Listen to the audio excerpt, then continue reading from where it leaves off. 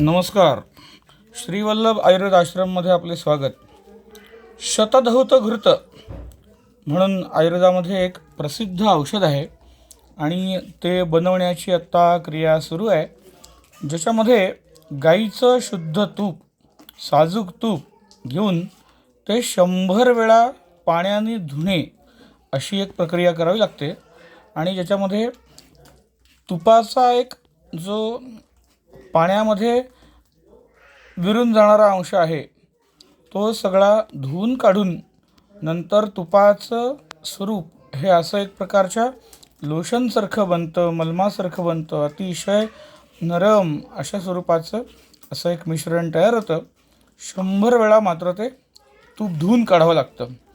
विविध प्रकारचे विकार जे उष्णतेमुळे होतात, डोळ्यांची जळजळ असेल, हातापायांची जळजळ असेल, आग होत असेल, त्वचेला खूप कोरडेपणा आलेला असेल, सुरकुत्या पडलेल्या असतील, भेगा पडलेल्या असतील, अशा सर्व उष्णतेच्या विकारांमध्ये या शतधौत घृताचा मलमाचा अतिशय सुंदर उपयोग होतो.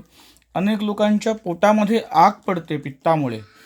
आतली जी अंतस्त्वचा आहे आतड्यामधली ती रुक्ष होऊन गेलेली असते. अशा स्थितीमध्ये असं शतधौत घृत आम्ही पेशंटना पोटामध्ये घेण्यासाठी सुद्धा सल्ला देत असतो.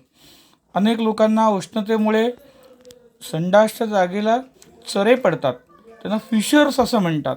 तर ह्या फिशर्समुळे सुद्धा अनेक वेळेला गुदमार्गामध्ये खूप पेन होत असतं.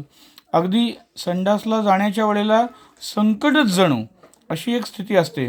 अशा लोकांना असं शतधौत घृत आम्ही पोटामध्ये घ्यायला लावून त्या सगळ्या मार्गाला नरमपणा आणणे अशी क्रिया करून त्या सगळ्या भेगा भरून काढण्याचं काम हे सुंदर पद्धतीने होतं.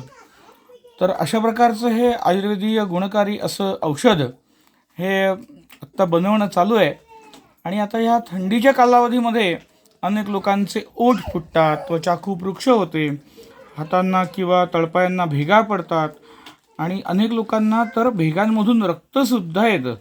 तर या प्रकारच्या अशा शतधौत घृतासारख्या द्रव्यांनी त्या सर्व त्वचेला नरमपणा आणणे, ज्याच्यासाठी म्हणून हा अतिशय सुंदर उत्तम असा कल्प हा आम्ही आमच्या चिकित्सेमध्ये वापरत असतो. धन्यवाद.